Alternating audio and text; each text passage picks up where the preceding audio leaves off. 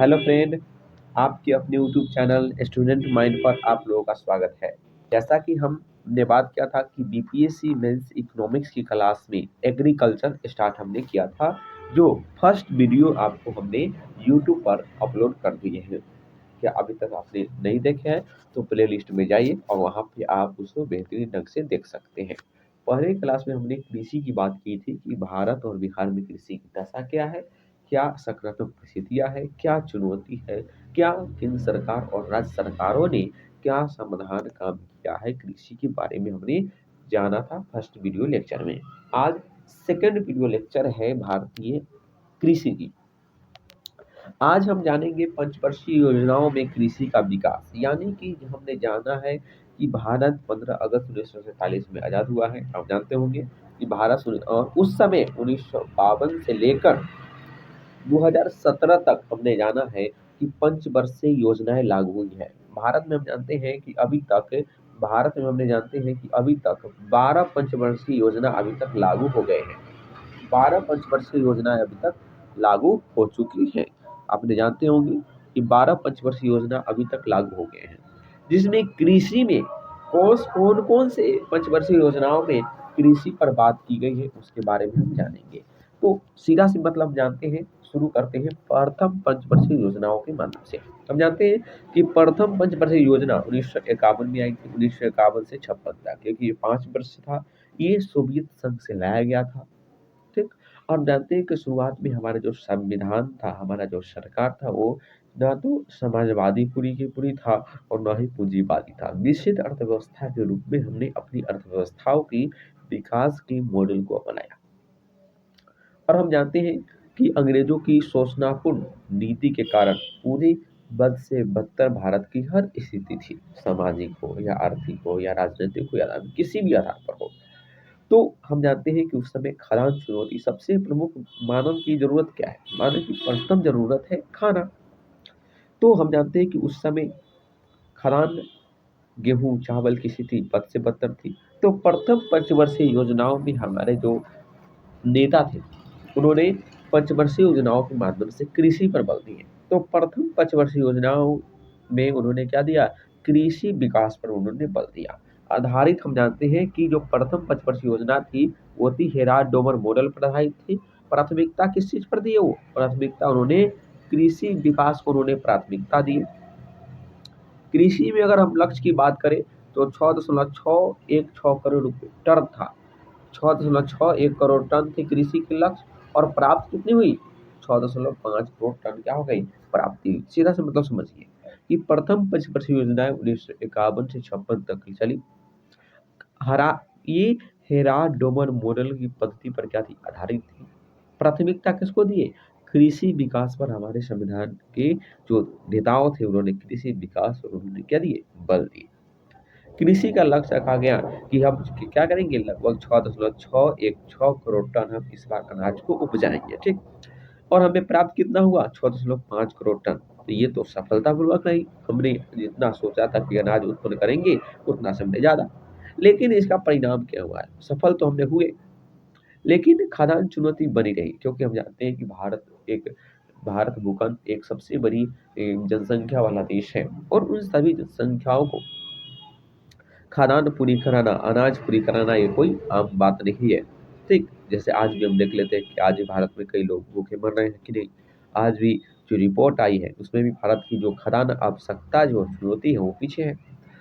सफल तो हुए, लेकिन खाद्यान्न चुनौती बना रहा। और हम जानते हैं कि उस समय तक भारत जो थी अमेरिका से गेहूं एवं अनाज आयात कर रही थी। ये आप जानते होंगे, आयात कर रही थी। और वहां से हमें अमेरिका से गेहूं आता था, चावल आता था। ठीक। वही बेहतरीन ढंग का गेहूं चावल नहीं होता था, और दाम हमसे ज्यादा लेता था, क्योंकि हमारा जमीन की उर्वर शक्ति नष्ट हो गई थी।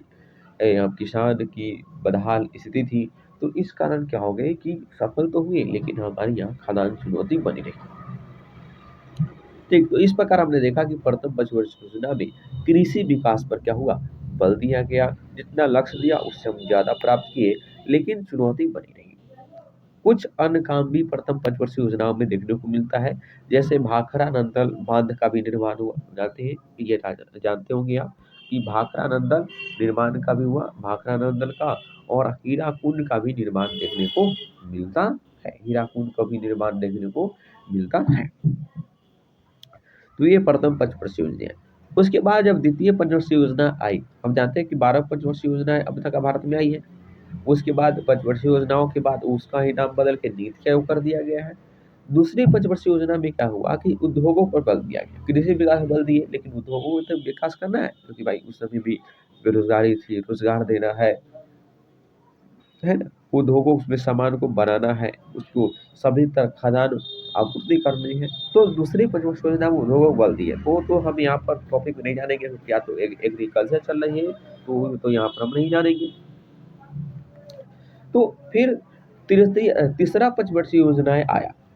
तीसरा पंचवर्षीय योजना का समय था 1961 से लेकर 66 के बीच। 1961 से लेकर कितना, 1961 से लेकर 66 के बीच में तीसरी पंचवर्षीय योजना क्या हुई है, चली है। तीसरी पंचवर्षीय योजना 1961 से 66 के बीच चली। हम जानते हैं कि इस समय 3 प्रमुख घटना हुई, और भारत में उस समय 3 सबसे बड़ी घटना भारत की स्थिति बद से बदतर और भी करती उस समय की परिस्थितियां।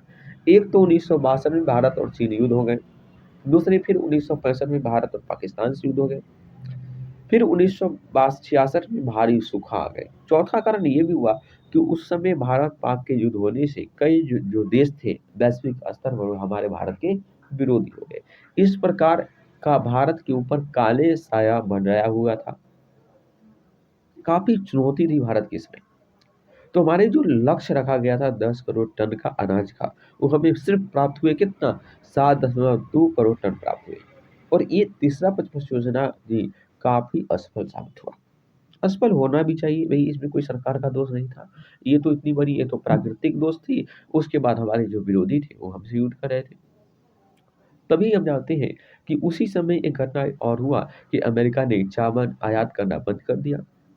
उस समय हमारे जानते हैं, इसी कारण 1962 में युद्ध होने के बाद 64 में हमारे प्रथम प्रधानमंत्री पंडित जवाहरलाल नेहरू जी की मृत्यु हो गई। उसके बाद प्रधानमंत्री बने लाल बहादुर शास्त्री। उन्होंने ही एक प्रसिद्ध वचन दिया है, आप इसको जानते भी होंगे, जय जवान जय किसान का उन्होंने क्या दिया, एक भाषण दिया। जय जवान और जय किसान का उन्होंने क्या दिया, एक भाषण दिया, और कहा कि नहीं, हम अमेरिका के पीछे आगे नहीं झुकेंगे। हम अपना किसान और जवान दो अगर विकास होगा तो हमारे देश में विकास आएगी। इसी के साथ 1965 में जानते हैं एफसीआई की स्थापना हुई। 1965 में कृषि मूल्य आयोग का भी 1965 में गठन हुआ। और इसी के साथ माना जाता है कि भारत में हरित क्रांति की क्या हो गई, शुरुआत हो गई। भारत में क्या हुई, हरित क्रांति। हरित क्रांति की क्या हुई, शुरुआत हुई कब, 1966-67 में क्या हो गई, हरित क्रांति की शुरुआत हुई। और इसी समय एमएसपी न्यूनतम समर्थन मूल्य का भी क्या हुई, स्थापना हुई। तो ये तो देखिए कि समस्याएं तो थी, चुनौती भी थी, लेकिन समाधान हमारे नेताओं ने भी व्यापक स्तर पर किया। और जानते हैं कि हरित क्रांति भारत में आई तो उत्पादकता बढ़ी, और आज भारत में देखो कि हम आत्मनिर्भर हो गए हैं, यहाँ तक कि निर्यात भी करते हैं सामान, और आज हमें अनाजों की किल्लत नहीं है। तो इस प्रकार तृतीय पंचवर्षीय योजना में कुछ चुनौती आई, लेकिन इसके बाद समाधान भी व्यापक स्तर पर हमें देखने को भी मिलता है, और व्यापक कार्य भी सरकार के द्वारा किया गया। अब उसके बाद आई चौथी पंचमी में, तो उतना कृषि पर विकास तो नहीं हुआ। अब आई छठी पंचवर्षीय योजना। छठी पंचवर्षीय योजनाओं में ज्यादा कुछ विकास नहीं हुआ। कृषि एवं ग्रामीण संस्था, हम जानते हैं कि किसानों की सबसे जो जरूरत होती है, किसानों के पूंजी।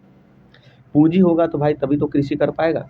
तो पूंजी के लिए हमारी सरकार ने क्या किया, नाबार्ड नाबार्ड की भी स्थापना की। नाबार्ड नाबार्ड की स्थापना की, ताकि किसानों को उचित कर्ज मिल सके, ताकि किसान बेहतर से बेहतर रूप से वो पूंजी कर सके और अनाज को उत्पादन कर सकते। तो सबसे बड़ी कृषि एवं ग्रामीण विकास कर्ज उपलब्ध हेतु नाबार्ड की स्थापना की गई, जो आज कृषि कार्यों में ऋण देने वाली सर्वोच्च संस्थान के रूप में गिनी जाती है। ये सबसे बड़ी महत्ता रही कृषि के क्षेत्र में नाबार्ड की स्थापना। आज देखिए किसान क्रेडिट कार्ड, एटीएम से जोड़ा गया है। आज कई सारी योजनाएं लाई गई है ताकि किसानों को वेतन या नगद भी कुछ दिया जा रहा है, सब्सिडी दिया जा रहा है और कर्ज भी दिया जा रहा है किसानों को, ताकि किसानों की लाभकारी मिल सके। तो ये छठी पंचवर्षीय योजनाओं में नाबार्ड का विकास हुआ। क्लियर। सातवीं आठवीं विकास नहीं हुआ कृषि के संबंधित। नौवीं में देखिए, नौवीं में कृषि के संस्थागत विकास हुआ। कृषि क्या हुआ, संस्थागत विकास को केंद्र मिला। और इस समय भारत को क्या हुआ कि भारत को 6 क्षेत्रों में क्या हुआ, 6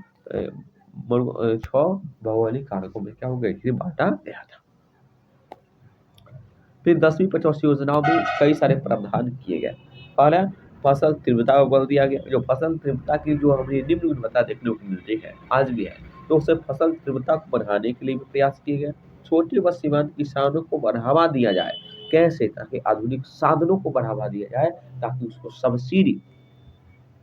सब्सिडी दिया जाए। क्या दिया जाए, सब्सिडी।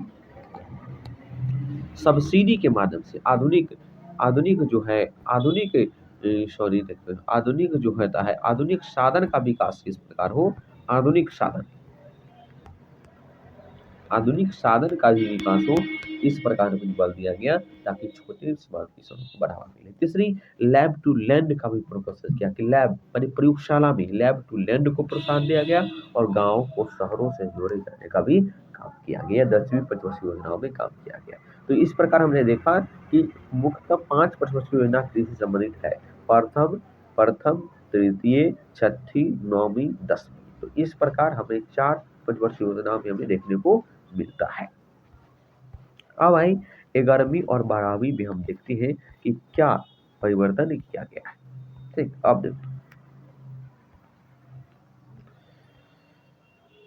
अब देखिए इसको बढ़िया से देखिएगा। देखो, हाँ, कृपया देखो यार भाई, आप चैनल को सब्सक्राइब करते जाइए, आप चैनल को शेयर कीजिए। यूट्यूब पर हम इतना अच्छा के कीवर्ड मेहनत करके यहाँ पर ला रहे हैं, तो हम पूरी 10-12 किताब कहीं भी बीपीएससी के ऐसे नोट्स नहीं मिलेगा भाई। ऐसे भी हम जुगाड़ करके ला रहे हैं, जुगाड़ू बंदा बन के ला रहे हैं। आप लाइक कीजिए और सब्सक्राइब तो जरूर कीजिएगा, आप शेयर तो जरूर कीजिए भाई, ठीक है। तो देखो, ये 11वीं पंचवर्षीय योजना में अब जानते हैं कि हम जानते हैं हरित क्रांति की शुरुआत तो हो गई तृतीय पंचवर्षीय योजना में, लेकिन उसके कई सारे प्रभाव भी नकारात्मक हो गए थे। तो उसी नकारात्मक प्रभाव को दूर करने के लिए द्वितीय चरण की हरित क्रांति की शुरुआत 11वीं पंचवर्षीय योजनाओं में देखने को मिलते हैं, ताकि अधिक समावेशी विकास हो सके। ठीक, 11वीं पंचवर्षीय योजनाओं में जो हरित क्रांति की जो चुनौती बच गई थी, सीमाओं बच गई, उन सीमाओं को दूर करने के लिए द्वितीय चरण की हरित क्रांति को लाया गया। क्लियर। उसके बाद है 12वीं पंचवर्षीय योजना। 12वीं पंचवर्षीय अंतिम पंचवर्षीय योजना है, जानते हैं। उसके बाद तो नरेंद्र मोदी ने जो आया तो उसको नीति आयोग बना दिए पंचवर्षीय योजनाओं के बाद, योजना को, है ना, योजना आयोग को क्या बन गया, नीति आयोग बन गया, जो 2015 में स्थापना हुआ। तो 12वीं पंचवर्षीय योजना 2012 से 17 तक चली। अंतिम पंचवर्षीय योजनाएं थी। ठीक, लक्ष्य इसका रखा गया तेज, सतत एवं अधिक समावेशी विषय। मैंने तेज, सतत और अधिक समावेशी, इसमें जो भी योजनाओं को लागे उसको क्या मिशन के रूप में बनाई। नहीं, हम विकास करेंगे नहीं, विकास इतना साल में होना चाहिए, ये मिशन अपनाई गई। नहीं कि एक मिशन के रूप में योजनाओं को अपनाया गया। और इसके बहुत सारे मुख्य कदम थे। आप चार्ट ऐसे ही बना लीजिए, ठीक रहेगा, क्योंकि इससे समय भी बचता है और बीपीएससी मेंस में तो ऐसे ही चार्ट की जरूरत है। अगर मैं सोचूं कि अगर पॉइंट वाइज लिखने लगूँ ना तो 10 पेज हो जाएगा, लेकिन मैंने चाहा कि 2 पेज 3 पेज में पूरी चीज को हमने कंसाइज कर पाए। ठीक, ताकि समय भी मिले और आपको आसानी से समझ में भी आ जाए। आप किताब पढ़ने जाइएगा तो बहुत टाइम लगेगा। ठीक है, जो बता रहा हूँ। पहला तो लाभकारी मूल्य देना, किसानों को लाभकारी मूल्य दो। दूसरा, खाद्य प्रसंस्करण को बढ़ावा मिले, ताकि हर जगह हर समय हम खाद्य चीजों को हम प्राप्त कर सके। तीसरा है पशुपालन को बढ़ावा। आज देखो कि संबंधित पशुपालन, मुर्गी पालन, बकरी पालन, है ना, पशुपालन, गाय मवेशी को बढ़ावा दिया जाए। फिर चौथा कदम है फसल की विविधीकरण को बढ़ावा। केवल एक ही फसल, दो ही फसल का विकास नहीं, सभी फसल, तिलहन, रबी, जौ, खरीफ, सभी जायद, सभी प्रकार की फसलों का क्या हो, विकास हो, और सभी प्रकार में क्या समावेशी विकास है।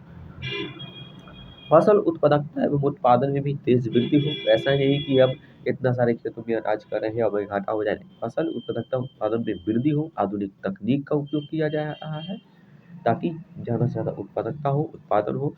पूंजी का भी, उसके बाद पूंजी को भी प्रोत्साहन, अब पूंजी यहाँ पर ले लेते छूट गया है, पूंजी यानी कर्ज का भी प्रोत्साहन किया गया है, जिसके हम जानते हैं केसीसी, किसान क्रेडिट कार्ड योजना के भी माध्यम से भी इसको प्रोत्साहन दिया गया है। ठीक, नगदी फसलों को भी खेती में बढ़ावा, कि नगदी केवल ये नहीं कि खाना है वही खाना है, नगदी फसलों को बढ़ावा दीजिए ताकि आप उससे रोजगार मिल सके, अवसर मिल सके। क्लियर।